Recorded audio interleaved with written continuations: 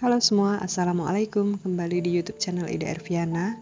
Di video kali ini aku bakal bagikan tips untuk kalian, yaitu bagaimana sih caranya menyederhanakan hidup.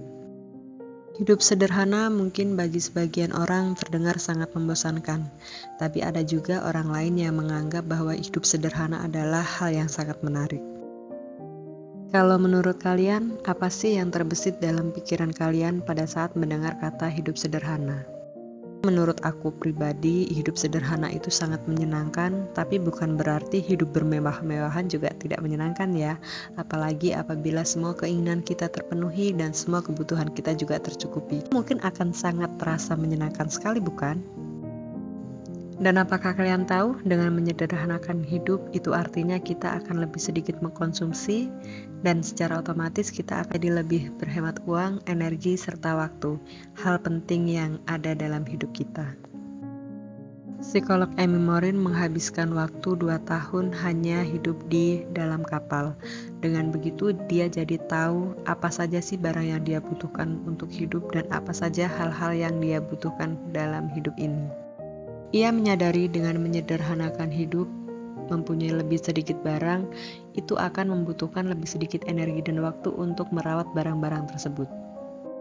Dengan begitu kita jadi punya lebih banyak waktu lagi untuk keluarga, pasangan, hal yang kita cintai, dan hal yang ingin kita nikmati sendiri.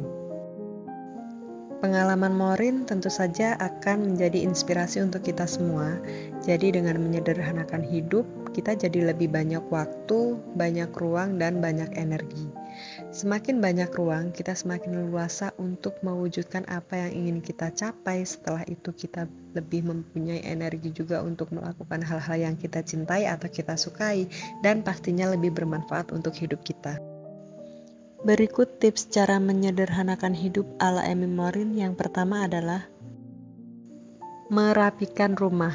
Ruangan yang bersih serta teratur bisa mempengaruhi mental kita, sehingga kita bisa lebih merasa energik dan produktif. Kita bisa mendonasikan barang-barang yang sudah tidak berguna yang ada di dalam rumah kita, dengan catatan barang itu masih bermanfaat, dan dengan begitu kita akan merasa ringan dengan mempunyai sedikit barang. Tips menyederhanakan hidup yang kedua yaitu menyingkirkan mental buruk. Contoh mental buruk yang sering kita alami adalah kita masih memikirkan masa lalu, mengkhawatirkan masa depan, dan masih banyak lagi pikiran-pikiran buruk yang berkecamuk dalam pikiran kita. Dan anehnya lagi, kita meladeni pikiran tersebut terus bersarang dalam otak kita. Menghindari obrolan-obrolan yang tidak perlu adalah salah satu menyingkirkan mental buruk. Kita bisa menggantinya dengan aktivitas lain seperti mensyukuri apa yang sudah kita punya, mensyukuri apa yang sudah kita lakukan. Kita tetap berusaha menjadi yang terbaik meskipun tanpa berkata dan tanpa menunjukkan kepada orang lain. Selain bersyukur, untuk menghindari atau menyingkirkan mental buruk, kita juga bisa melakukan diskusi dengan diri sendiri secara realistis. Kita harus bisa lebih mengenal diri, apa sebenarnya yang kita mau, dan tanyakan kepada diri sebenarnya apa sih yang membuat kita bisa bahagia. Yang ketiga, kita bisa menyingkirkan orang-orang beracun atau toxic people dalam hidup kita. Membuat batasan itu penting, tanpa harus menyakiti satu sama lain. Kita bisa menolak dengan cara halus, kita harus berani berkata tidak untuk sesuatu hal yang menurut kita kurang baik. Tips menyederhanakan hidup yang keempat yaitu atur uang Anda secara bijak.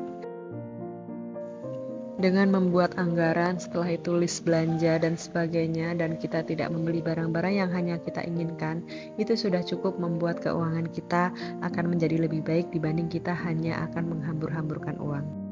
Tips yang terakhir yaitu ambil kendali waktu kita. Waktu adalah sumber energi yang sangat berarti. Kadang kita sering menghabiskan waktu untuk hal-hal yang tidak perlu, seperti scroll media sosial, setelah itu ngobrol ngalor ngidul, dan memikirkan hal-hal yang sama sekali tidak penting dalam hidup kita. Mungkin dalam hidup, menurut seseorang, pencapaian tertingginya adalah bisa menjadi wah, bisa menjadi terkenal, bisa menjadi luar biasa dan hebat. Tapi ternyata pada akhirnya dari sekian banyak proses yang sudah dijalani dan dilalui, seseorang hanya ingin hidupnya waras dan menjadi bijak serta bajik, dan itulah goals terbesar mereka. Kalau menurut kalian sendiri bagaimana? Kalau saya jujur saya setuju bahwa dalam kesederhanaan pasti ada kebahagiaan. Terima kasih sudah mengikuti video saya sampai habis. Semoga bermanfaat. Wassalamualaikum.